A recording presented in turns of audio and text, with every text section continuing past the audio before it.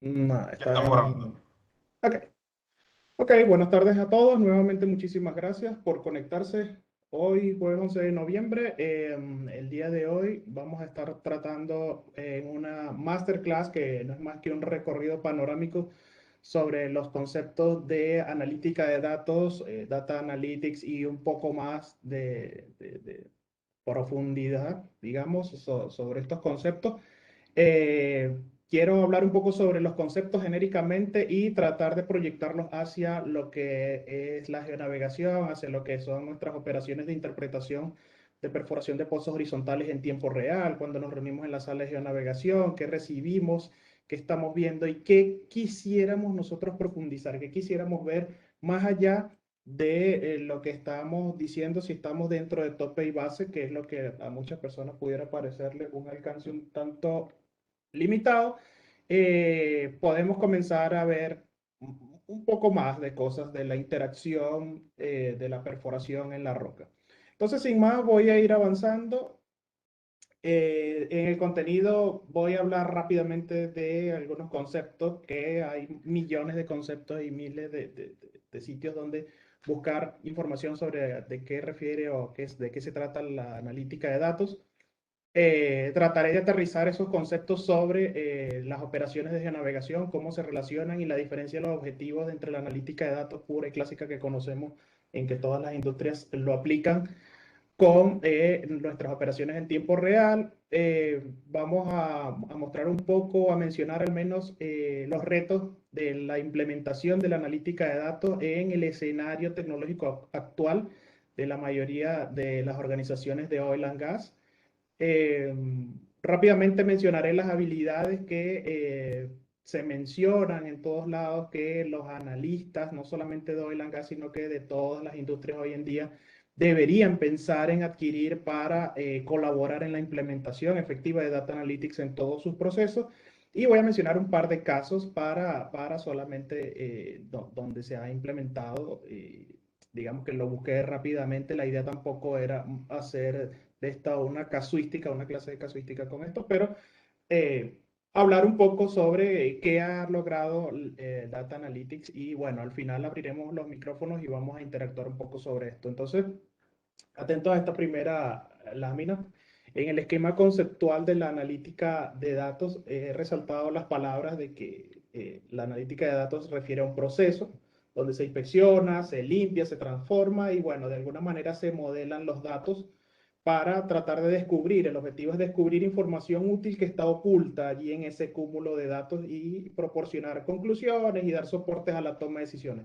Si lo describimos de esta manera, fácilmente podríamos acordar de que el geonavegador es un analista de datos porque recibe datos en tiempo real a través del WITSML, sobre los cuales controla la calidad de ese dato, es decir, los inspecciona. Yo lo veo que está muy ruidoso, lo limpio, le aplico un pequeño filtro, o sea que le quito picos, o sea que lo vuelvo un poquito más average, lo limpio, ¿no? Lo transformo, posiblemente lo reescalo, puede ser un tipo de transformación que le hago, y luego puedo estar generando modelos. Pero cada analista, y aquí es donde llegamos a al primer árbol de decisión, la primera disyuntiva, cada analista modela los datos crudos que recibe de acuerdo a sus intereses.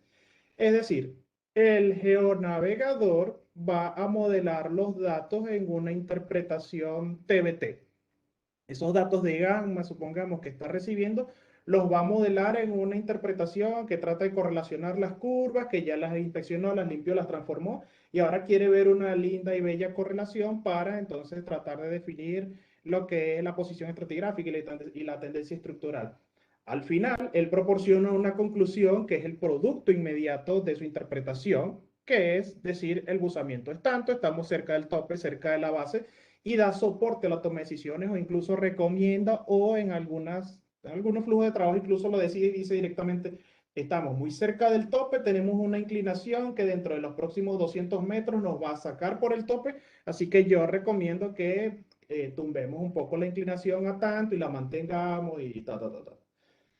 Descrito de esta manera, acabamos de acordar de que el geonavegador es un analista de datos.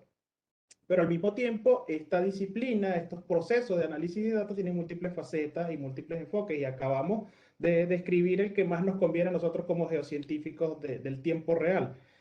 Comprenden diversas técnicas que ya sabemos y bueno, hay varios nombres y es usada en diferentes dominios de negocios, ciencias e incluso medios sociales que actualmente es muy propagado ese conocimiento, lo sabemos. Y bueno, en el mundo actual de los negocios, y el análisis de datos juega un rol importante, la toma de decisiones es virtualmente más de lo mismo. Lo que buscamos es operar más efectivamente. Y justamente lo que apunta este webinar de hoy es a la efectividad. Cómo nosotros, siendo analistas de datos, que cuando nos conviene nos llamamos geonavegadores y hoy vamos a decir que somos unos analistas de datos de la geonavegación, cómo nosotros podemos contribuir, dar el extra para que la operación sea más efectiva, ¿sí? Algunos dominios o algunas especialidades podrían considerar que nos estamos extralimitando de nuestras funciones, pero al final lo que se busca es la interacción transversal entre disciplinas, y ya lo vamos a ver cómo se interactúa. Esto es algo que en esencia es una discusión. Pero bien, quiero que se centren en el esquema que está en la parte inferior, un poco a la derecha, como pude meterla ahí en el slide, y vamos a hablar o vamos a recorrer, bueno, a qué refiere esto. ¿Qué hago? ¿Hago data analytics o estoy haciendo minería de datos o hago machine learning o deep learning o inteligencia artificial y machine learning? ¿Cuál es la diferencia? Ok. Si se fijan, todo inicia desde que uno recolecta y toma esos datos crudos, los procesa, como dijimos en la primera definición, los limpia y una vez que está seguro de que esos datos son precisos, esos datos son los correctos que vas a analizar, porque si analizas datos incorrectos, obviamente te va a estar transmitiendo las ideas equivocadas, realizas un análisis exploratorio de los datos. Lo primero que hace el analista para comenzar a empaparse o a entender la idea que inicialmente le quieren transmitir esos datos es hacer un análisis exploratorio de los datos y virtualmente se realiza desde la exploración estadística descriptiva. Las primeras aproximaciones se hacen desde allí para tratar de entender con un background, es decir, con un soporte del conocimiento del negocio, el analista va a explorar estos datos y a tratar de entender lo que ellos transmiten en primera plana y ver si lo que ellos transmiten es coherente, es lógico con el conocimiento que el experto tiene del negocio. Luego,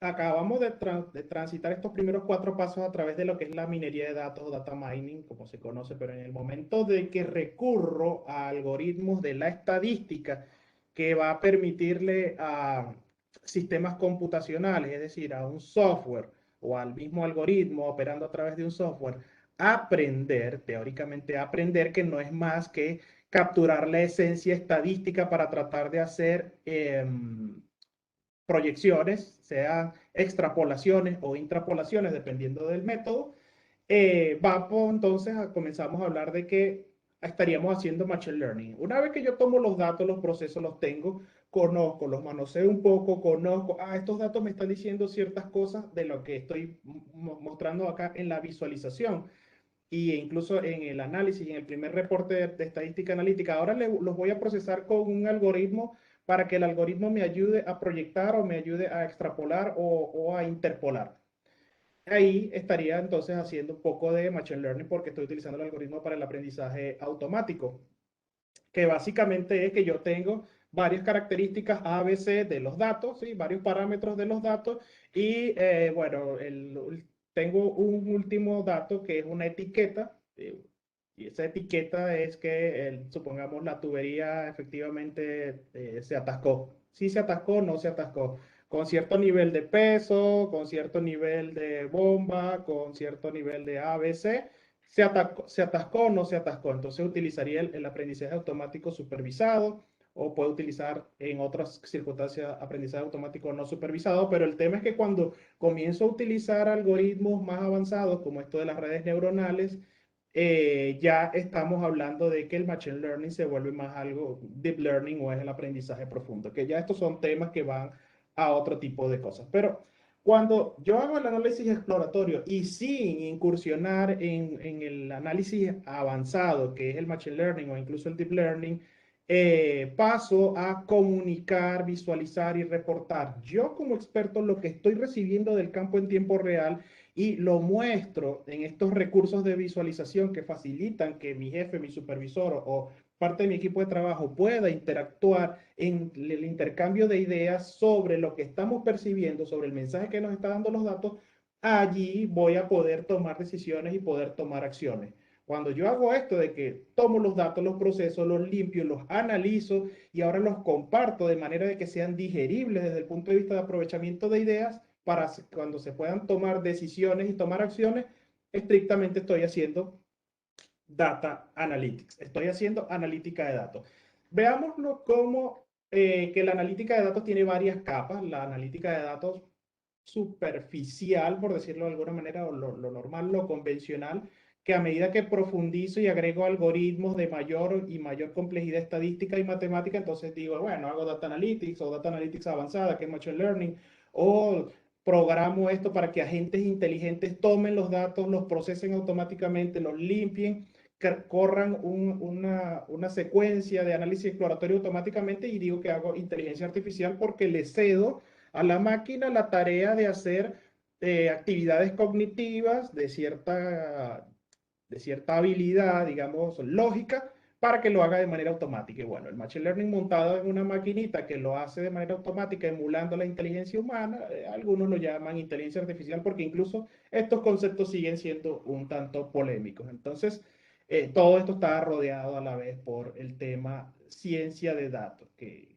no es más que comenzar a experimentar un poquito con matemática y estadística, la programación y las bases de datos como el medio operativo para esto, la comunicación y visualización para lo que es la proyección psicológica y la comunicación entre humanos y al final lo que yo considero que es lo más valioso de todo este tema, que es el conocimiento del dominio, es decir, la experticia que tiene el analista. Yo espero que vayan, no ir tan rápido con esto. Si tienen preguntas al final pueden tomar las notas y con gusto volvemos. Pero si seguimos con el esquema conceptual para hacerlo un poco más simple, la ciencia de datos, digamos que está en el medio de cuando mezclas un poco matemática estadística con ciencias de la computación y lo que dije ya, el altísimo valor del conocimiento del dominio, es decir, la experiencia. Entonces, eh, básicamente alguien con mucha experiencia que utiliza las computadoras y algunos recursos computacionales para mostrar y comunicarse, está haciendo data analytics, pero cuando esta misma persona decide utilizar modelos matemáticos y estadística, vemos acá que está aplicando lo que ya hablamos de que son las analíticas avanzadas, ¿no?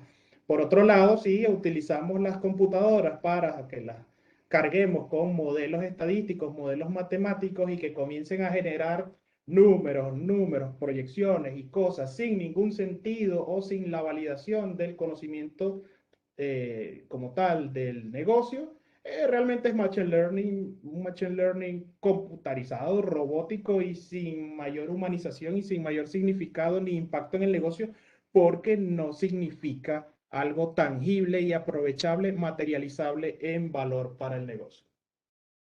Cuando digo el negocio es, bueno, sea lo que sea la tarea que estamos haciendo.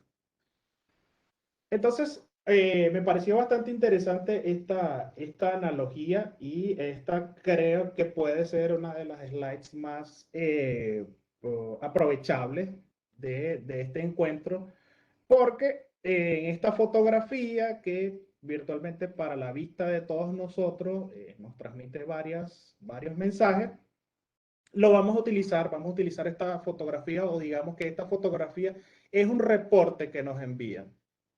En ese reporte que nos envía, lo primero que queremos hacer es, bueno, si efectivamente quisiera saber qué me está transmitiendo el reporte como analista de datos o como alguien que quiere tomar una decisión, digamos. Y hay preguntas que ayudan a disparar el análisis exploratorio y el análisis descriptivo. Bueno, ¿qué vemos en este reporte? Y quiero que ustedes también lo vean. En este reporte, en esta fotografía, ¿qué es lo que se les está informando? ¿No? ¿Cuáles son los elementos o cuál es el elemento destacable acá? Vemos varios animales, vemos las plantas y de hecho desde el punto de vista de sentimientos nos está transmitiendo incluso otras cosas, ¿no? No es la mañana, pareciera que es el ocaso. Hay varias cosas que nosotros o nuestra psiquis puede percibir de esto. Pero hay una idea allí que se transmite, hay una idea que destaca entre todos los elementos que vienen, y es a lo que me refiero, la idea oculta, el insight oculto dentro de ese cúmulo de datos que nos transmiten a diario.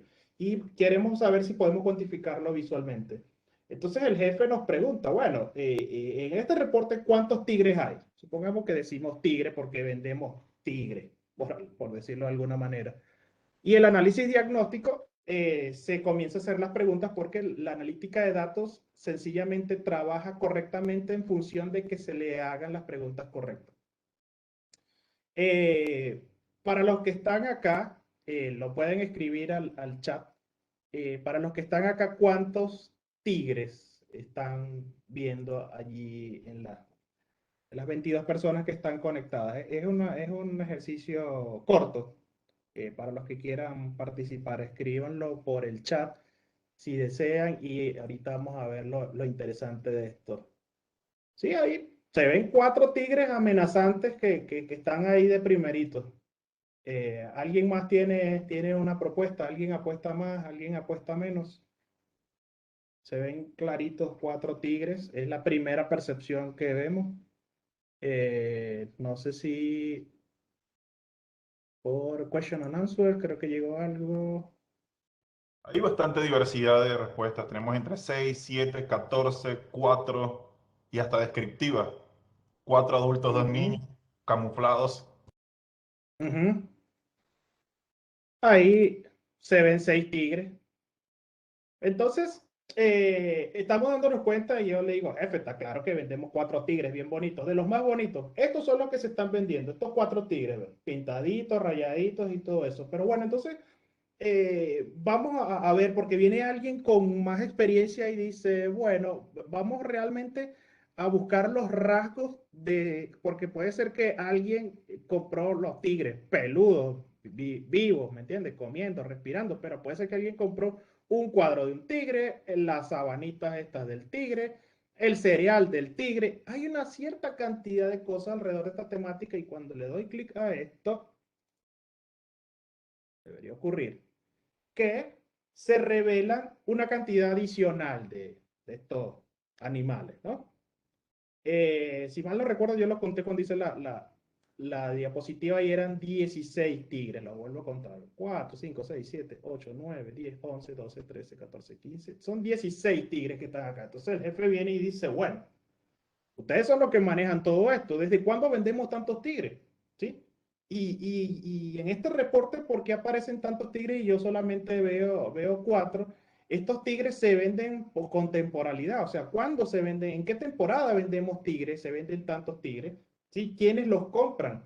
¿Y en qué partes del país o de donde sea que llegue el negocio vendemos más esos tigres? Entonces comienza el trabajo por un análisis diagnóstico. Ya descubrimos que hay una cantidad de información, que hay ideas ocultas, pero nuestra obligación es diagnosticar y descifrar por qué está ocurriendo este tipo de ventas para yo poder tomar el mayor provecho de esto. Y bueno, ahora quiero saber si estos se han vendido así a lo largo de este reporte, ¿cuántos venderemos la semana próxima o la próxima temporada?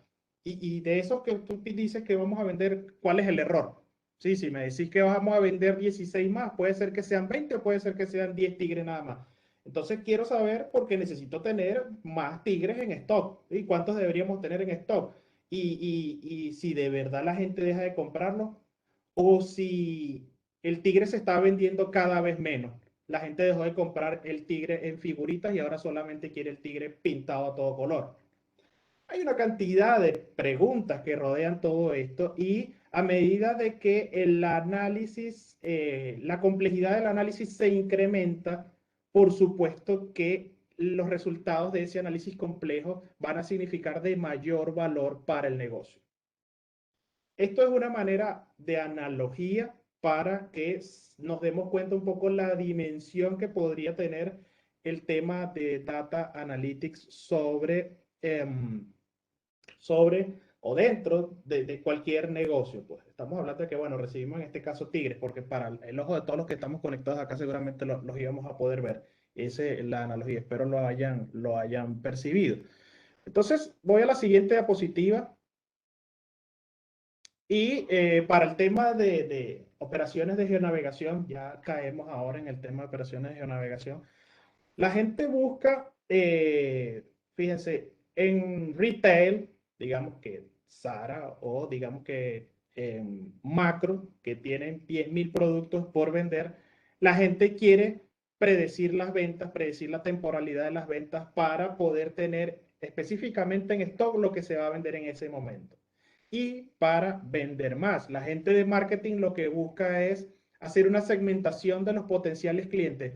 Tengo tres niveles de producto, uno más caro que el otro. Bueno, ¿a cuáles clientes a través de una campaña de marketing voy a alcanzarlos ofreciéndole el producto que está diseñado a su medida? Porque ofrecerle a un cliente el producto al que no puede acceder es una pérdida del recurso, del esfuerzo que estoy haciendo por ofrecerle eso. Entonces, digamos que en estas industrias directamente la acción que deriva de Data Analytics se traduce en dinero que ingresa porque vendo, porque ofrezco el producto más adecuado, entonces vendo más y gasto menos en la oferta del producto. Y hay otras que, por ejemplo, las telecomunicaciones, acá dice telco, me ayudan a definir cuándo la gente se va o no se va de un plan de un plan de comunicaciones o no. En el tema de banking, me ayuda a saber si alguien le otorgaré un crédito, si debería otorgarle un crédito o no, para saber si esa persona va a pagar ese crédito o no. Incluso el tema del fraude, si una operación es real, una operación, digamos, de banking fue genuina o fue un fraude. En agricultura, en real estate, digamos que para poder definir correctamente ni más ni menos el precio de las propiedades de acuerdo a la zona. En salud está mucho, se usa el data analytics para, incluso antes de que la gente esté enferma, para definir si esa persona va a estar requiriendo tratamientos más costosos o menos costosos de acuerdo a la probabilidad que la gente trabaja. Así hay en diversas industrias aplicaciones de data analytics, pero sé que este es un survey del 2015, pero para esa época en la industria de la energía, y era energía en todo, ¿sí? Sea electricidad e incluso energía fósil, el 9% era lo que se usaba el data analytics para esto, ¿no?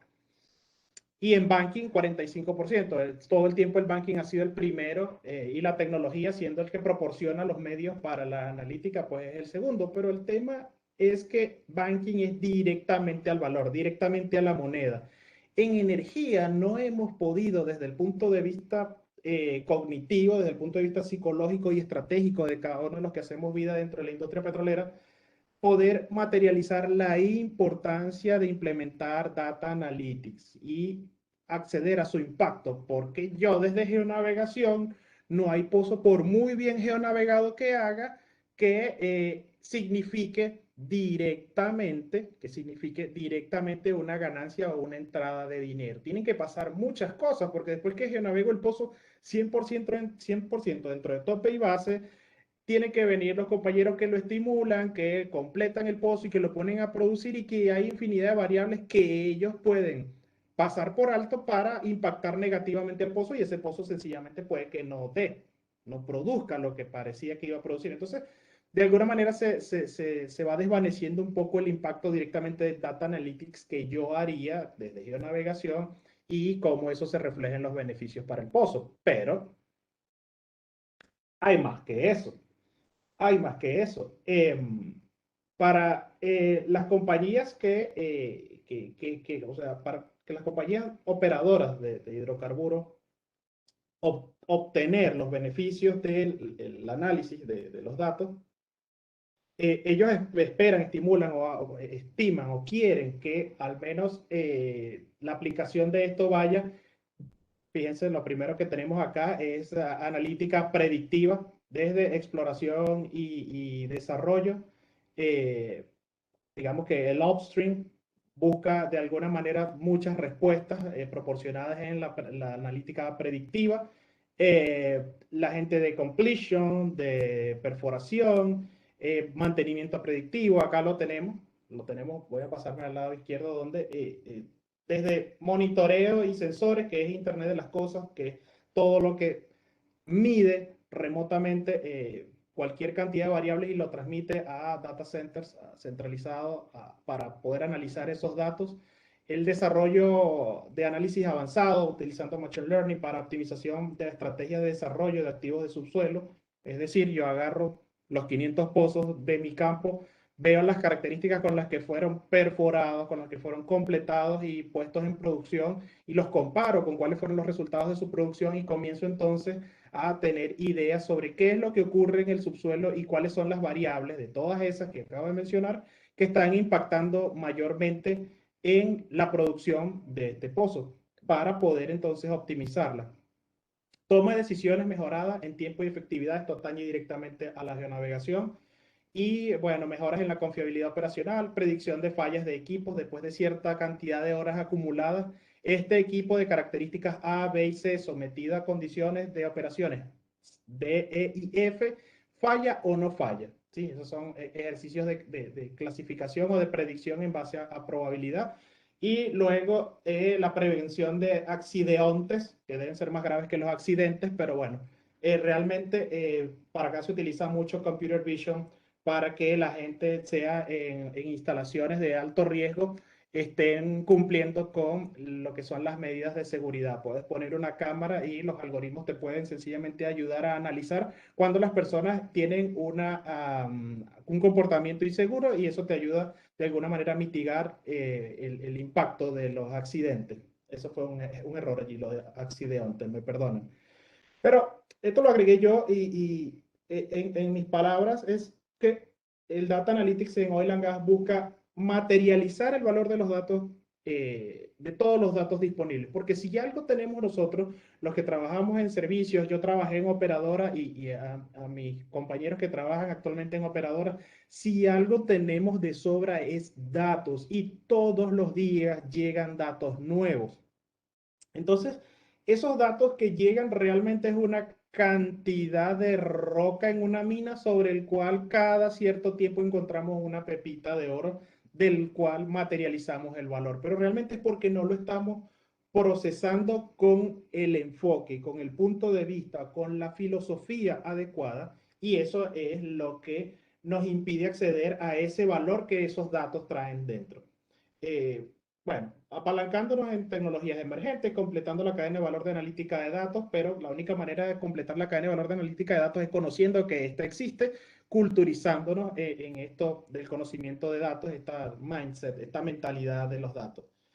Bueno, revelando cómo, revelando insights accionables, es decir, estoy viendo que está recurrentemente ocurriendo este fenómeno cuando perforo en el nivel X. Cuando me acerco al tope ocurre este fenómeno, cuando me acerco hacia la base ocurre este otro fenómeno. Ahora, eso desde la analítica de datos eh, clásica, parece que te está revelando una ineficiencia oculta pero no es un insight accionable porque yo necesito ahora profundizar en la explicación del fenómeno para yo poder decir un diagnóstico, lo que está ocurriendo, qué está pasando, para que sea una idea accionable, una idea corregible. ¿Ok? Es importante porque a diario vemos cosas, sospechamos de cosas, a mí me ocurre mucho de que hay ciertos fenómenos que veo durante las operaciones y uno a partir de, o digamos que apalancándose un poco en la poca experiencia que se tiene y haber visto fenómenos acá o allá, uno dice, bueno, eso pasa por X o Y fenómeno, pero realmente no tiene los elementos, no tiene los atributos para justificar y demostrar de que eso está ocurriendo y poder entonces emitir una idea tangible, justificada y demostrada que pueda ser una idea accionable para su corrección o aprovecharla. Sea que es algo negativo, bueno, una idea accionable para corregir. O si es algo positivo, una idea accionable para justificar acciones adicionales que me lleven a aprovechar constantemente el fenómeno que no está del todo identificado. El objetivo final es, bueno, construir el crecimiento del negocio. Perforar pozos que sean cada vez más eficientes. Cuando los muchachos de marketing, los muchachos del retail, de telecomunicaciones y otros buscan sus propios objetivos, que ya los mencionamos, nosotros sencillamente desde geonavegación queremos colocar el pozo correctamente dentro de tope y base en el menor tiempo posible. Porque si bien el impacto directo que nosotros podemos generar desde geonavegación es colocar un pozo dentro de las propiedades productivas, ya sabemos que aguas abajo hay ciertas cosas que pueden estar mermando esa producción del pozo perfecto que hicimos. El pozo perfecto que estamos haciendo dentro de tope y base debe ser completable y debe haber sido perforado dentro de los tiempos planificados. Es decir, que geonavegación no sea más bien un elemento adverso al performance de la actividad central de la construcción del pozo, que es perforarlo. Porque si algo vamos a decir en este webinar es que necesitamos perforar el pozo en los tiempos planificados. Eso es, si lo perforo en los tiempos planificados, el pozo se hizo correctamente. Digamos que nuestro objetivo es no poner días adicionales o tratar de contribuir a que no hayan días adicionales de taladro, porque es un gasto adicional. Cuando otras industrias buscan ganar más dinero, nosotros buscamos contribuir a que el pozo sea exactamente o cueste exactamente lo que se planificó que cueste. Es decir, ahorrar o evitar días extra de perforación. Esa, desde la analítica de datos y la implementación de analítica de datos, puede ser nuestro aporte como geonavegadores a lo que es el sistema de la construcción del pozo. Y ahora sí voy a pasar un poco a algo más familiar a los que nos reunimos hoy.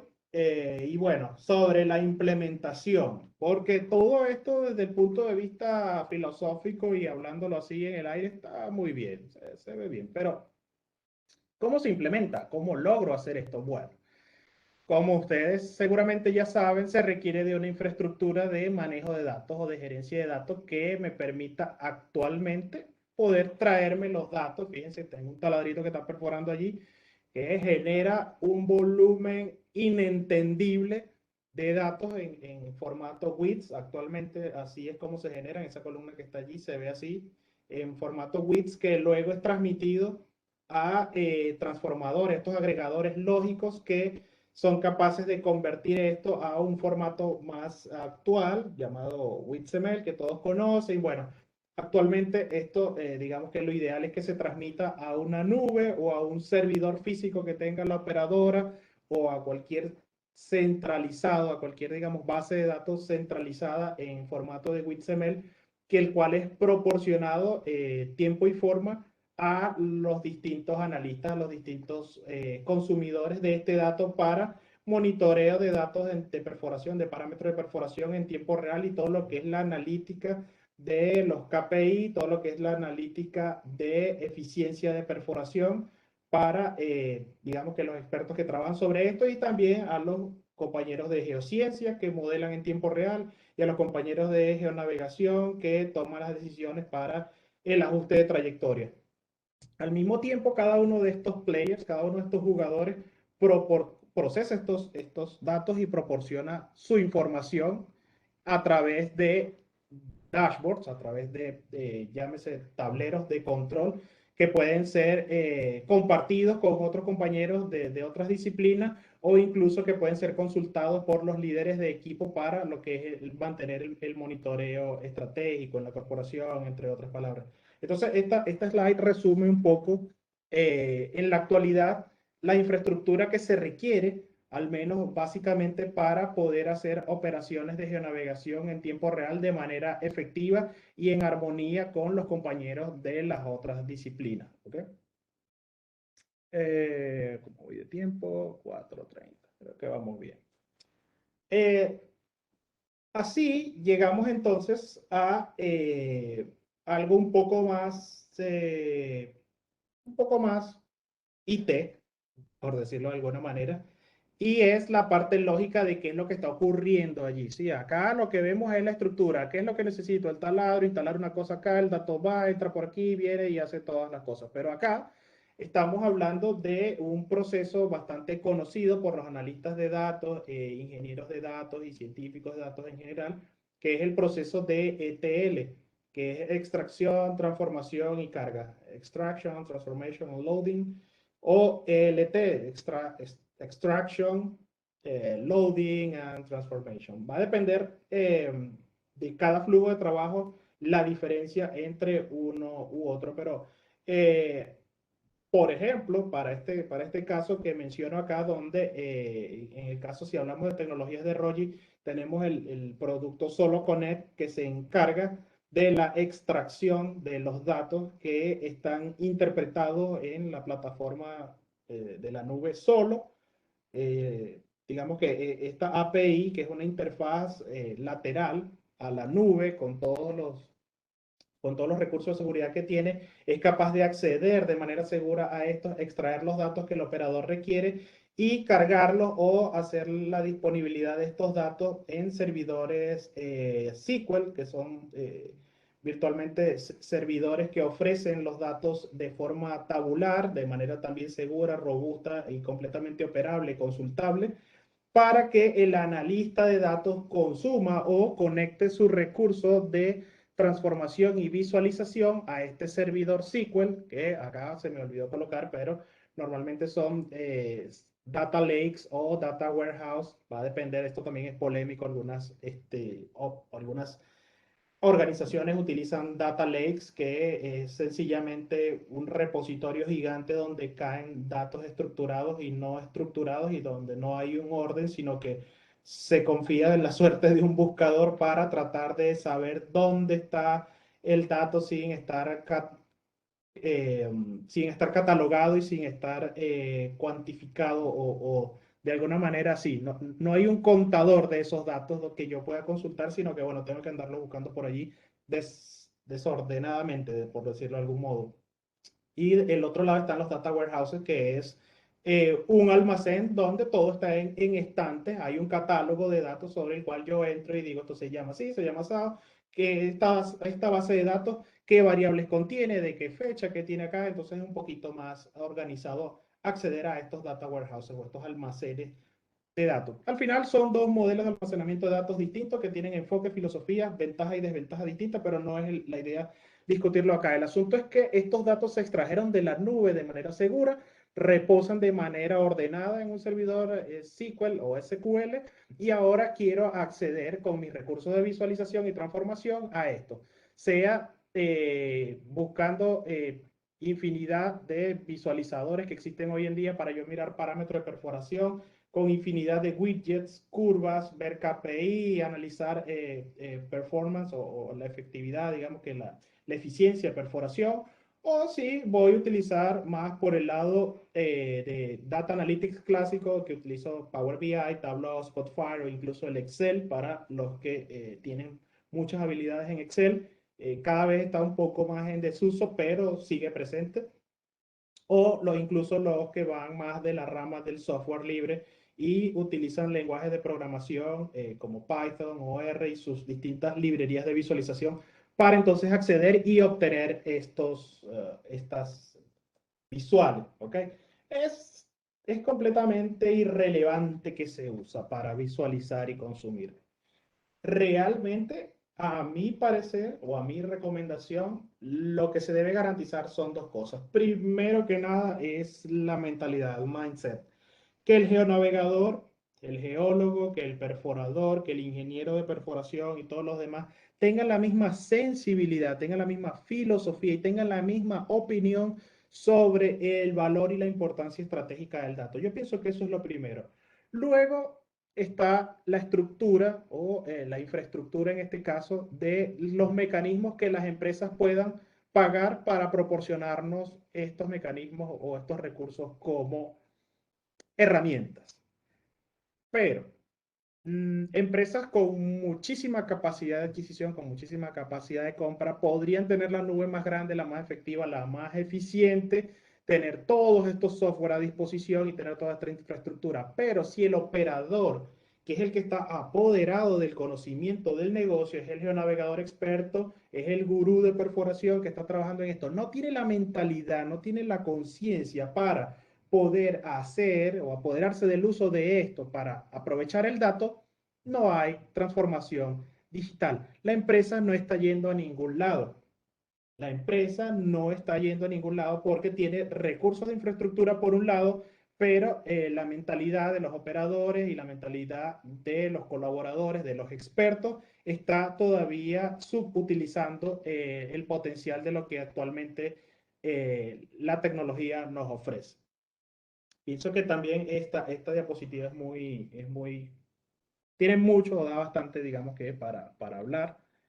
En este caso, paso muy rápidamente a recorrer los recursos de análisis. Quería también mencionárselos de las visualizaciones, digamos.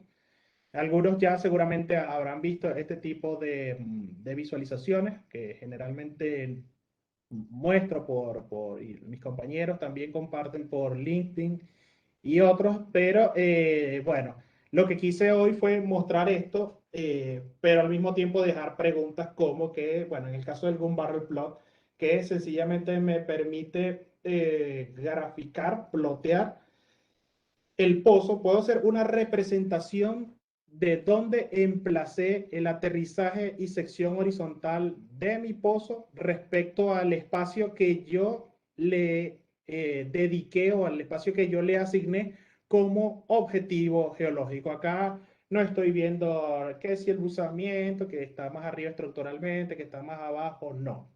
En el caso específico de los no convencionales, los compañeros de Norteamérica desarrollaron esta visualización de Gun Barrel Plot para, en este cuadrito que está acá, que dice el rango, ¿no?, de TBT, que realmente es una representación resumida de cómo el pozo fue emplazado en su sección lateral en esto que yo llamo target A, tope y base, target B, tope y base, target C, tope y base. Tengo ese target, esos spots, y voy a hacer un apilamiento, un stacking de esos pozos para yo poder hacer el desarrollo del subsuelo correctamente. Pero si yo por algún instante tomo el atrevimiento, digamos, de poner a un lado todo lo que son los rasgos geológicos del tema estructural, voy a ver enteramente, quito el buzamiento y sencillamente puedo ver que de acuerdo a los tres objetivos que yo asigné para emplazar estos pozos, cómo fue el comportamiento de esos pozos. Tengo pozos que estuvieron dentro del target 100%, otros que se salieron, unos que produjeron más, otros que fueron más rápidos, otros que fueron más lentos. Entonces, cuando yo trato de integrar la información en un barrel plot, surgen preguntas como, ¿en cuál de los tres targets perforo más rápido? ¿Cuáles pozos producen más según el target? Y los que estoy viendo acá, en este caso el tamaño de la burbuja y el color también me está dando información. Impacta que perfore fuera del target, es decir, ¿qué ocurre con esos pozos que perforan una parte afuera o la mayor parte fuera del target? O sea, ¿puedo estar cerca del target, es suficiente, o debo estar siempre dentro del target? Puedo entonces hablar si la geonavegación fue buena, si el control direccional fue adecuado. ¿Qué pasa con las distancias 3D entre pozos? ¿Será suficiente? ¿Será mucha? ¿O realmente estoy impactándolos negativamente? Eso, como primera instancia, le permite al analista de datos desde el Gun Barrel Plot tener acceso a estas ideas. Entonces, sigo recorriendo, por ejemplo, sobre estos mapas de calor que se llaman heat maps. A nosotros nos gusta cruzar este heat map, el cual tiene una ventana TBT, acompañarla con la ventana TBT digamos, del registro donde geonavegué el pozo, para yo poder identificar desde el punto de vista numérico zonas numéricamente con RP que acumulan, digamos, RP más alta, un RP en promedio más alto. Y ver cómo esas zonas de RP en promedio más alto se relacionan con la zona de mi ventana, desde el punto de vista estratigráfico, ¿no? Y entonces comienzan a surgir posibles preguntas como que en cuál zona del target perforo más rápido, porque tengo 10 o 20 metros de target, pero si en un pozo o si en 50 pozos yo cada vez que visito cierto nivel del target A y ese cierto nivel, cada vez que paso por allí rotando con cierto peso, esta zona me permite acumular altas firmas de ROP, sin entrar en los detalles complejos del tema geomecánico, pareciera que este nivel estratigráfico se deja perforar más rápido que los adyacentes, o el superior o el inferior. Eso puede surgir, puede estar comenzando a agruparse y puede ser un fenómeno digno de análisis en mayor profundidad. ¿Cuál zona del target perfora más rápido? ¿La zona intermedia, la zona superior, la zona inferior? Y esto comienza a revelarse a medida de que yo acumulo más y más pozos perforados. Y bueno, con respecto al target A, B y C, ¿qué tan rápido puedo perforar? Hay algunos que se perforan más o se dejan perforar más rápido, otros que no permiten esas velocidades, por más que yo le esté colocando los mismos parámetros cuando perforo. Y luego, si quiero profundizar más, bueno, ¿qué características, qué propiedades tiene esa zona? ¿Es posible geonavegar esa zona o puede ser que sea una zona que tiene cierta dificultad desde el punto de vista del mapeo de las señales gamma ray y me cueste, o al geonavegador digamos que le cueste seguir esta zona? ¿Vale la pena el esfuerzo direccional para mantenernos allí o puedo obtener los mismos resultados incluso si perforo apenas un poquito más arriba? O sea, de repente pierdo más tiempo pidiéndole al direccional constantemente que deslice para mantenerse en esta zona que lo que perdería sencillamente manteniéndome cerca de allí dentro del mismo target. Con lo que dice abajo, debo estar allí, debo estar cerca de allí. ¿Cuál es el valor de la producción versus la perforabilidad? De verdad me impacta más en la producción yo mantenerme siempre en este pasillo tan estrecho de perforación. Hay una cantidad de preguntas y nuevamente Data Analytics ayuda a responder lo que ya mencioné, solamente las preguntas correctas. Luego está bueno, puedo cruzar otras cosas como la RPM contra el peso sobre la broca. ¿Cuál es la mejor combinación entre peso y RPM para mantener altas las RP? ¿Es el mismo para el target A, para el target B, para el target C? ¿Es lo mismo cuando estoy aterrizando que cuando estoy en la sección lateral? Y si estoy en la lateral comenzando en la parte intermedia o en la parte más distal. Y este comportamiento de la relación vueltas con el peso, que está perfectamente definida en la ecuación de energía mecánica específica, pero que no siempre logra ser efectivo, su cálculo físico no siempre es lo que se traduce en la realidad. Bueno, este comportamiento es para todos los pozos, para todas las áreas, para todas las formaciones, entonces comienzo yo a ver algo más granular y comienzo a segmentar una relación RPM y peso para la formación A, B o C. Digamos que no soy el experto en perforación, pero sencillamente lo que trato es de dibujar estos recursos que perfectamente están al alcance tanto de geonavegadores como perforadores, porque la mayoría de las veces compartimos el mismo espacio físico. A través de este gráfico de barras, este bar plot, comienzo a decir, a preguntarme, ¿puedo dividir el target en zonas homogéneas? Es decir, mi target se divide en zona superior, inferior, o en 3 zonas, o en 4 zonas que lateralmente sean homogéneas. Esa es la primera pregunta que me quiero hacer. Y voy a poder arrojar luz sobre esta posibilidad a medida de que yo haciendo las divisiones, en este caso es un ejemplo donde se dividió metro a metro, por arriba, en el metro 4, 5, 6, 7, 8, 9, sobre el target. Y entonces cada vez que visitas ese nivel, a través del Python, con un pequeño script de Python, vos podés saber cuánto acumulaste deslizando, cuánto acumulaste rotando de tu sección lateral, cuánta longitud acumulaste dentro de esa zona, para tú saber si este average RP, esta velocidad de perforación es verdaderamente significativa. ¿Okay? Bueno, hay cosas como que en cuáles zonas me conviene mantenerme, cuáles zonas son significativamente más perforables. Todo esto pertenece o es parte o hace parte de un análisis integrado. Eso cuando el geonavegador lo trabaja individualmente cada pozo o el geonavegador quiere analizar el path o varios paths de un área desde el punto de vista del performance que está ocurriendo allí, que es lo que yo llamo la interacción entre la máquina, es decir, el equipo, el fierro perforando y la roca, porque somos nosotros los que podemos traducir al ámbito geológico o al ámbito de la geociencia, lo que son los parámetros geométricos y los parámetros físicos que están ocurriendo. Yo le puedo decir al compañero de perforación qué tipo de roca era la que se estaba oponiendo o la que le estaba facilitando perforar más o menos. ¿Okay? Las relaciones geométricas entre la perforación y la estructura y la estratigrafía. Pero bien, luego hay otro alcance, ¿no? Hay otro alcance que también desea consumir datos. Es decir, hay alguien que quisiera saber desde el punto de vista estratégico de mandos medios, incluso de mandos altos también, que quisieran saber, bueno, cuántos pozos perforamos, en qué áreas, con cuáles equipos, y cualquiera diría, bueno, pero con un Excel y un filtro yo puedo conocer todo esto. Y realmente no tiene la misma proactividad en la consulta. Y ya les voy a mostrar por qué. Pero entonces hay preguntas como que, y quiero que piensen en esto, como que la gente a veces se pregunta, o cuántas veces vienen a las salas de navegación o a nuestra cuestión y nos llaman o nos escriben, ¿cuántos pozos hemos perforado este año? Y con respecto al año anterior, ¿cuántos perforamos? ¿Y en qué área perforamos? ¿Y en qué área estaba perforado el pozo más largo del año pasado? ¿Y cuáles equipos? ¿Y cuál equipo fue el que acumuló más metros perforados el año pasado? ¿Y el trimestre pasado? ¿O el mes pasado? ¿Cuál fue la efectividad de geonavegación? ¿Cuántos metros geonavegamos? ¿Cuánto fue la sección lateral mínima del año pasado, la máxima, y cuál fue el average? ¿Sí? Bueno, y de esos pozos con la longitud lateral de más de 3.000, ¿sí? Siempre fueron 100% navegados, aquí longitud versus efectividad.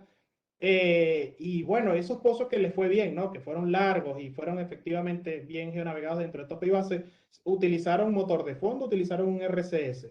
Y esos pozos tuvieron, aunque fueron bien perforados y todo lo demás, tuvieron tiempos no productivos. ¿Cuántos días adicionales hicieron? Una cantidad de preguntas y respuestas que necesitaría ser un habilidoso del Excel para yo poder responderlas de manera efectiva cuando el jefe se le ocurren estas maravillosas preguntas. Pero luego voy a salirme un poco de acá y les muestro, pero puedo sencillamente venir a ese dashboard que les mostré allá, es este dashboard que está acá en línea.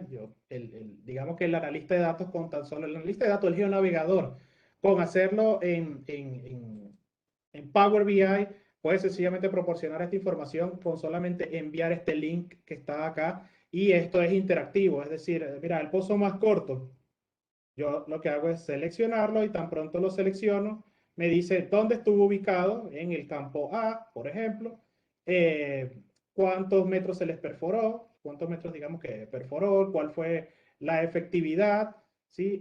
Tuvo días adicionales de no productivos, ¿sí? Fue perforado en el cuarto 2, pero yo puedo incluso pasar a meses, pasar a cuartos, pasar a años. Desde acá puedo sencillamente, esto se conoce en Data Analytics como drill down, hacer un drill down y saber con mayor precisión cuáles pozos, ¿sí? Necesito reunir cuáles pozos o necesito los pozos del campo A, los pozos del campo C, los pozos del campo D. Tengo la ubicación geográfica. Esto es absolutamente interactivo. Puedo sencillamente consultarlo desde acá, por pozo, demás. Y esto es información que perfectamente el geonavegador, solamente cultivando una hoja de Excel o incluso para las organizaciones de geonavegación que centralizan todos estos datos en la nube, pueden sencillamente acceder a esto a través de los conectores, y esto se hace de manera automática con un par de clics, conectar a la base de datos y sencillamente selecciono esto se arma en una tarde. No se requiere una maestría en nada para esto, porque esto es virtualmente un PowerPoint para visualizar datos. Bien, ya vieron cómo de interactivo puede llegar a ser esto acá en Power BI. Pero bueno, eso era lo que les quería mostrar muy rápidamente. Vuelvo a la presentación. Ya estamos, sí, estamos andando. Bien, eh, luego lo que quiero mencionar rápidamente ya la parte más estratégica, como desde las etapas, digamos, que deben transitar las organizaciones desde el punto, y esto lo tenemos que tener en mente, este mapa, para saber que los retos actuales desde el punto de vista digital para las empresas de oil and gas es, bueno, ya sabemos que en el 2020 cómo asumimos el tema pandemia, la transición energética, que es un fantasma que está rondando a todo lo que son las operaciones sobre el recurso fósil, las tecnologías emergentes, sí, que demandan adaptabilidad y agilidad de parte de las empresas, que normalmente la agilidad de las empresas de oil and gas es lenta para adaptarse y tomar el tema nuevo de tecnología en temas digitales. Y bueno, la tan anhelada disrupción digital, llegar a ese zen, a ese máximo nivel de madurez de la transición digital. Mencionamos acá un poco de la digitización, que es el tema en inglés. Para nosotros es digitalización realmente, que ya en épocas pasadas se trataba de lo que es la conversión y almacenamiento de los datos y de la información al formato digital, cuando se digitalizaron eh, registros que solamente se entregaban impresos. Luego pasamos a este nivel propio de la digitalización, que es apalancar los datos y la información en formato digital, ¿sí? Que esté disponible para todo el mundo y el acceso pues, a estos datos disponibles de manera digital para optimizar, mejorar los procesos y servicios. La transformación digital, que es donde actualmente nos encontramos la mayoría de las organizaciones evolucionando, ¿sí? Estamos aprendiendo, que corresponde al cambio, y esto lo agrego yo, el cambio de mentalidad, ya lo describí, el cambio de filosofía, que se asocia al apalancamiento a través de tecnologías emergentes, que son tecnologías que nos conectan transversalmente a todas las disciplinas, que en todos los aspectos del negocio nos permiten lograr la optimización de recursos en tiempo real. Y es todo lo que anteriormente les acabo de describir. Utilizar la nube, utilizar la conexión, la transformación de los datos, los procesos, las visualizaciones, el software, el lenguaje de programación, todos los recursos que esté a nuestro alcance para tratar de seguir entre todos empujando para alcanzar la disrupción digital, que refiere realmente a la transformación continua, es realmente el momentum. ¿Eh?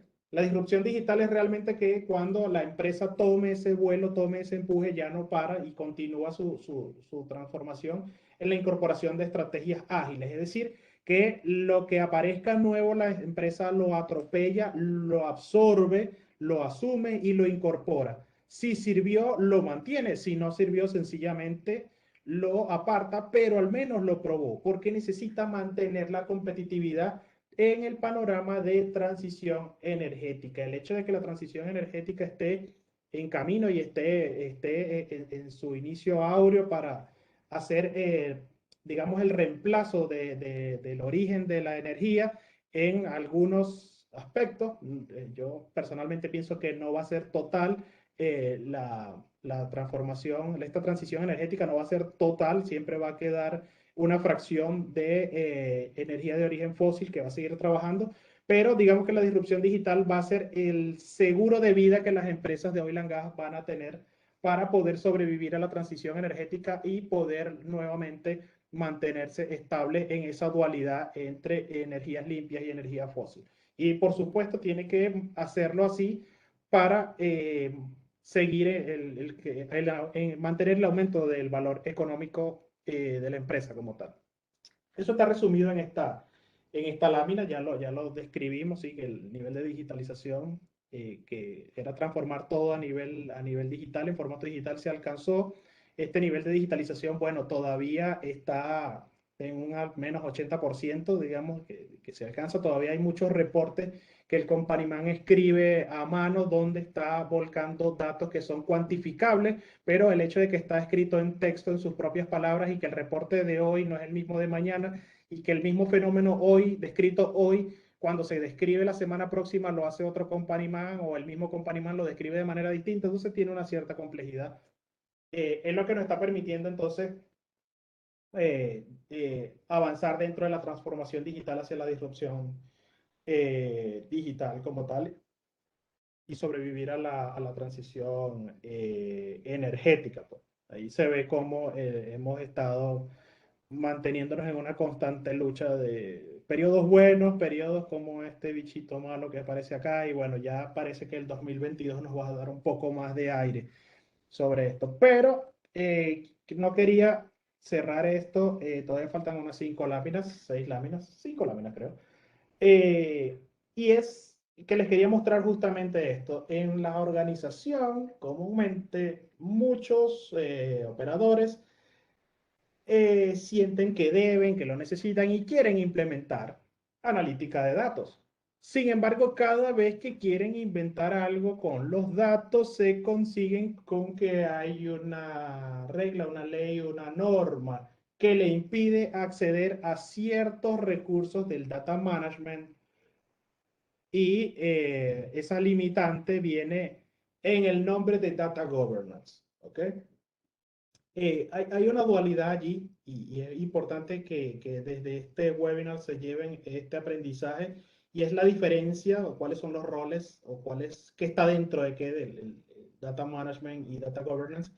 En este caso, la definición que les traigo es que es la función de negocios de planificar, controlar y proveer activos de datos e información. Es data management. Yo monto los datos en una nube que cae en cierto repositorio al cual la gente puede acceder utilizando ciertos recursos. Se planifica, se controlan accesos y demás, y se proveen esos activos. Es decir, vamos, que la gente trabaje, que la gente acceda al dato de manera segura, de manera escalable.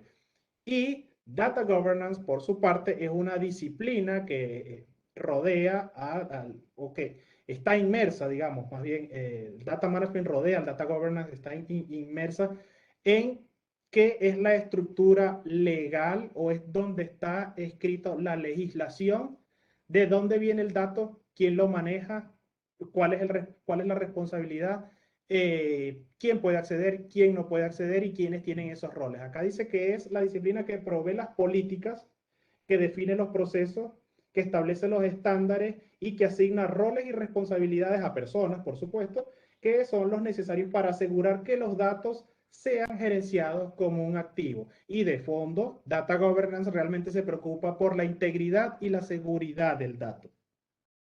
Cuando dice que asigna roles y responsabilidades es porque necesita un responsable, un nombre y apellido de quien se está encargando de X o Y paso a paso del data management, para poder establecer responsabilidades sobre el uso, el buen uso o mal uso de estos datos. Por eso muchas veces cuando queremos implementar la nube y cosas fantásticas, maravillosas, boom, nos conseguimos con una gran pared, un gran muro que es Data Governance, que necesita cierta cantidad de pasos que cumplir para entonces poder tener acceso a estos recursos de Data Management. Y acá lo muestro en esta diapositiva donde, bueno, la necesidad de gerenciar los datos para poder entregar valor es que, bueno, que los datos vengan de manera segura, que vengan limpios, consistentes, que vengan definidos y de manera entendible, lo que hablamos del data warehouse, eh, que los datos puedan ser integrados, transformados, analizados y demás. Pero arriba, lo que lo cubre desde el punto de vista metodológico son una serie de políticas y procesos que, en el fondo, como ya dije, lo que buscan es preservar los intereses del valor de los datos en las corporaciones o en las organizaciones. Ok, acá vemos es más bien cómo Data Governance está en el centro, sobre el cual giran todos los recursos de Data Management. Así llegamos un poco a esta diapositiva que antes la he mostrado, y lo que trata es un poco de traer al mismo sitio el tema de mentalidad, habilidades digitales y habilidades técnicas de cada uno de los operadores. Esto nos llama a que como geonavegadores de este año y del año próximo necesitamos comenzar a interesarnos, o necesitamos interesarnos, y los que ya están interesados necesitan profundizar y masterizar sobre programación, sobre base de datos, sobre enfoques de data analytics, operaciones de perforación, perforación direccional, well planning, ingeniería de pozos. Muchos ya estamos sensibilizados sobre este tipo de cosas, geología estructural, estratigrafía, la parte romántica, geomecánica, petrofísica, geofísica, el geomodelado, estadística y demás, pero también del otro lado está la parte de analítica de negocios, la data analytics como tal, ciencia de datos y entender cómo va viniendo la dualidad de Machine Learning y la inteligencia artificial, porque estamos en el medio del tránsito denso en tiempo real de datos que provienen del campo, que los procesamos y vamos generando cosas. Entonces, lo único que nos va a permitir adaptarnos a que aprovechemos al 100% de esto va a ser justamente sensibilizarnos sobre ciencia de datos. Luego de esta diapositiva, les digo, lo que en las empresas hace falta no es suficiente con que nosotros leamos una revista, leamos un artículo o hagamos un curso desde Coursera o cualquier otro recurso de esto. Es un buen inicio, pero realmente dentro de las organizaciones necesitamos líderes, líderes que a distintos niveles, es decir, desde los niveles de liderazgo corporativo, hasta los líderes de grupo, mi líder de equipo, las personas con las que coordino mi equipo de trabajo, tengan sensibilidad, entendimiento y conocimiento sobre estos conceptos. Es decir, mentalidad orientada a los datos, que las personas estén deseando potenciar la experiencia, que ya tienen la experiencia de negocio, con la información disponible y oculta en los datos, que tengan conciencia del ecosistema digital, que qué cosas están disponibles y que son recursos que están allí para ellos acceder a estos recursos, agilidad en la aceptación de tecnologías, lo que va viniendo, lo aprendo, lo pruebo y adquiero estas habilidades, me sirvió, lo incorporo, lo mantengo, si no me sirvió, bueno, puedo irlo descartando y la alfabetización de datos, que es esencialmente lo que hemos tratado de conversar la tarde de hoy durante toda esta presentación. Busqué rápidamente y conseguí este caso de un caso de éxito de Petrovietnam, donde dicen, esto es del 2018, no es ni siquiera del año pasado, donde me pareció bastante interesante porque ellos a través del análisis del lenguaje tomaron una cantidad de reportes que estaban en PDF, porque tenían el problema de que habían tiempos no productivos que estaban descritos en los reportes de perforación antiguos, ¿sí? Problemas que se seguían manteniendo, pero que no había una base de datos aprovechable, entonces se procesaron unos 16.000 documentos que en PDF lo que se hace es leer los reportes de perforación y comienza a extraerse la información de allí para poder hacer un análisis causa-raíz, que fue parte de la solución, donde se pudo gestionar un sistema de identificación automática de problemas, es decir, a partir de lo que venía en los reportes en PDF se pudo extraer los parámetros que estaban precediendo problemas que desencadenaban la acumulación de tiempos no productivos. ¿Okay? Entonces, a través de la ciencia de datos se pudo extraer los tiempos no productivos asociados a estos problemas y lo que luego significa, según lo que ellos mismos declaran en el artículo, unos 200 millones en ahorro estimados solamente en el primer año de implementación de esto, porque lograron definir cuáles eran las características que precedían a los eventos que sumaban tiempos no productivos. ¿Okay? Luego les muestro una experiencia local acá de 2020, acá en Argentina. Trabajando con Pan American Energy, se logró acumular casi 2.800 metros de sección lateral en una ventana de 3.4 metros de geonavegación, una ventana bastante estrecha. Es decir, digamos que el hito de esto tiene dos vertientes, tanto desde el punto de vista geométrico, de que una sección lateral relativamente larga, donde a través del buzamiento se logró sortear la interpretación para mantenerse en una zona muy acotada y lograr, bueno, acumular toda esa sección lateral allí, pero esto se hizo en agosto del año pasado, en medio de las limitantes de que la gente se pudiera reunir en oficina y demás. Esto, en medio de la cuarentena estricta, se logró hacer esta hazaña, digamos, es el tema de todo un equipo de trabajo, mucha gente incorporada acá, que digamos que usó de manera efectiva los recursos de comunicación para poder disminuir y en este caso evitar totalmente el impacto. Es decir, el hecho de que estás geonavegando desde casa con recursos limitados de conectividad, con recursos limitados de interacción, de integrabilidad, que eso no impactara, se evitó que eso impactara el performance, el desempeño. Entonces, de esta manera hay también cientos de casos en la industria de oil and gas que son experiencias positivas, experiencias favorables sobre la implementación de la analítica de datos. Siendo las 5:12, eso es todo lo que les iba a mostrar en estas diapositivas. Lo lamento si no fui a través de temas geológicos bastante más interesantes. Al principio se pone un poco lento este tema de los datos, de Data Analytics, pero yo les agradezco a los que permanecen todavía conectados por estar acá, por estar interesados, y me gustaría saber si tienen preguntas sobre esto. No sé si Eric todavía está ahí, porque cuando uno habla uno solo todo el tiempo. Nada, estaba atento acá al question and answer y bueno, no, hasta ahora no tenemos ninguna pregunta. Si alguno desea participar, interactuar con Rafael para permitirles el audio o desean escribir sus preguntas a través del chat, pues se las comunicaré a Rafa a la brevedad y estamos a su disposición. Rafa, muchas gracias por la presentación, muy completa, muy informativa. Y bueno, es de lo que estamos trabajando día a día para implementar este tipo de flujo de trabajo en los servicios de geonavegación. ¿Revisaste los question and answer, Eric? Sí. Y bueno, Tenemos, pero par de interacciones con personas que querían la charla en inglés. Entonces vamos a tener que la, apuntar al estamos, mercado de Norteamérica para que la, nos hagan la la, sesión en inglés. la vamos a preparar. La vamos a preparar. Claro que sí. Rafa, por acá tenemos una consulta de Antonella Mauro.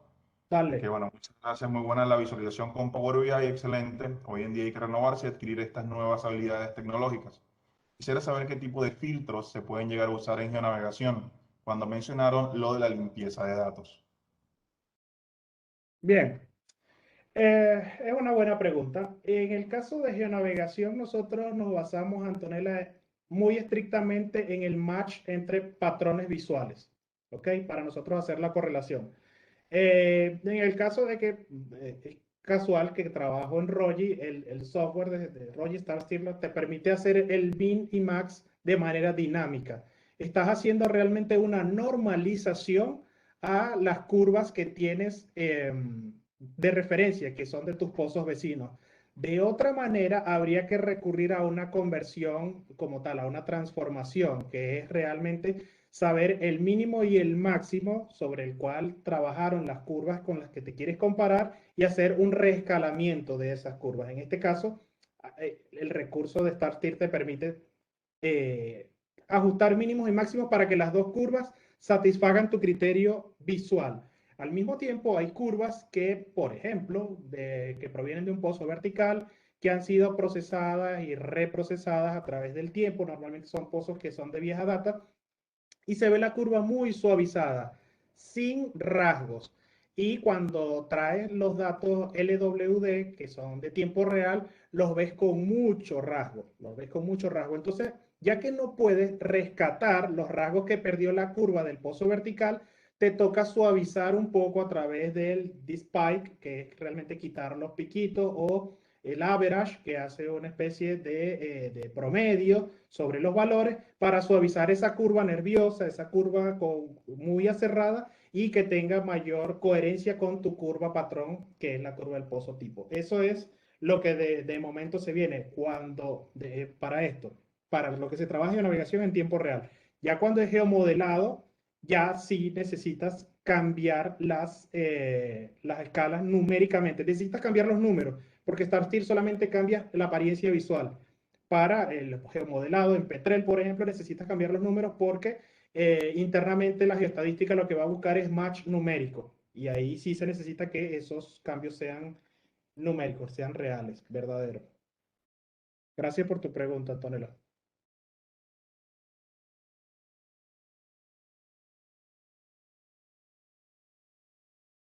¿Sigues ahí, Eric?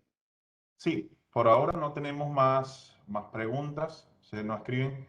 Voy a aprovechar la oportunidad, ya para mañana estaremos lanzando la invitación al próximo webinar que estaremos realizando el segundo martes del mes de diciembre. Esto sería para el martes 7 de diciembre, el Second Tuesday, nuestro segundo martes. Con la serie de webinars estaremos presentando lo que sería el Star Sim en el enfoque. Ya recuerden que el Star Sim es el motor que impulsa lo que sería el Campeonato Mundial de Geonavegación llevado a cabo por Roger. Y en este webinar quisiéramos aprovechar para mostrarle qué otras utilidades les podemos dar, cómo lo utilizaríamos dentro de los equipos de navegación para formarnos, para practicar, para ir llevando nuestras mejores prácticas y acostumbrarnos a utilizar el software de una manera más dinámica, haciendo interpretaciones que están basadas en escenarios reales. Así que bueno, estén atentos a las redes que estaremos posteando el link y nuevamente la fecha para este evento. Bien. No siendo más, si no hay más preguntas, igualmente pueden Saludos, enviarme Romerio. Un preguntas. gusto que te hayas conectado. Muchas gracias por la pregunta. Excelente. Saludos, Antonella. Nos pueden enviar preguntas por email si lo desean y con gusto. Tenemos por acá una pregunta, Rafa, que envía el señor Mario Sí, López. ¿Cuál es la experiencia de Rogi con respecto a la predicción de calidad de yacimientos? Suprimir alguna curva LWD, por ejemplo, en base de datos y prediction ahead of the bid. O sea, predicción de la mecha. bueno, en tiempo real no existe por ahora ningún recurso desarrollado por Roger, digamos, para predicción de calidad de reservorio. Inicialmente, como seguramente Mario sabrá, hay modelos petrofísicos que pueden hacer match o no pueden hacer match, que están basados en temas físicos, meramente en ecuaciones, y que podrían ser extrapolados a recursos basados en Machine Learning en tiempo real. Hasta ahora, desde Rogi hay, digamos, un recurso no es exactamente igual, pero es parecido, que sencillamente a partir de los registros lo que hace es que los compara para generar aproximaciones geométricas, que es la geonavegación automática. Pero virtualmente, te comento, Mario, todo esto es, el experimento es prototipable, si ese es el término. Es posible realizarse su prototipo fácilmente en Python cuando tenés curvas que caractericen el yacimiento y suficientes pozos que uno considere que son las curvas que honran o que al menos han muestreado la variabilidad del yacimiento, se pueden fácilmente llevar a Python y comenzar a generar un modelo de aprendizaje automático, supongamos, un modelo de aprendizaje automático que involucre 6 curvas, supongamos 5 o 6 curvas que definen una calidad A o B del yacimiento. Por hacerlo muy sencillo, 6 curvas que definen si la calidad del yacimiento es A o la calidad del yacimiento es B. Posterior a esto, yo corro un modelo que me va a decir normalmente entre 80 y 90% la calidad si es A o B. El 80 o 90% de las veces me va a decir si el yacimiento es A o B. Me lo va a decir correctamente, ¿sí? En la clasificación, ¿es yacimiento tipo A o yacimiento tipo B? Pero luego vos me dirías, pero no tiene ningún caso de que corra 6 curvas en todos los pozos, porque con las 6 curvas a través de petrofísica siempre voy a saber la calidad del yacimiento, si es el yacimiento A, el yacimiento B. El asunto es que a través de las aproximaciones de Sharp Values que evalúan la importancia, feature importance, es decir, a través de teoría del juego, hay de esas 6 variables, te va a decir de esas 6 variables cuáles son las 1, 2 o 3 que más contribuyen a la explicabilidad. Ya con el solo hecho de que yo tenga 2 o 3 registros menos que correr para explicar el 70-80% de la calidad del reservorio, es una ganancia a través del Machine Learning. Entiendo que lo estoy describiendo acá en el aire, pues. pero realmente son ejercicios que son muy interesantes de realizar en el caso de que se tenga el dato, se tenga el tiempo y se tengan las habilidades. Son proyectos sumamente interesantes donde tú podrías decir, bueno, a partir de un modelo de Machine Learning, de aprendizaje automático robusto, puedo incluso en ciertos casos comenzar a escatimar, correr en tiempo real los registros que menos explicabilidad aportan a un modelo de Machine Learning que yo desarrolle. Lamentablemente, por ahora no tenemos un recurso como ese en Rogi, pero como te dije, es prototipable. Se puede hacer un prototipo y luego es parte de un proyecto más grande, llevarlo a una entidad en la nube que reciba los datos en tiempo real, los meta en el modelo de Machine Learning y que en tiempo real te esté diciendo, este nivel es tipo A, este nivel es tipo B, este nivel es tipo A, este nivel es tipo B, en términos de la calidad del reservorio. Eso ya es más grande, pero digamos que lo que acabo de describir es cómo sería. Interesante tu pregunta, sin duda. Es para todo un webinar adicional. Muy buena pregunta. Samsung,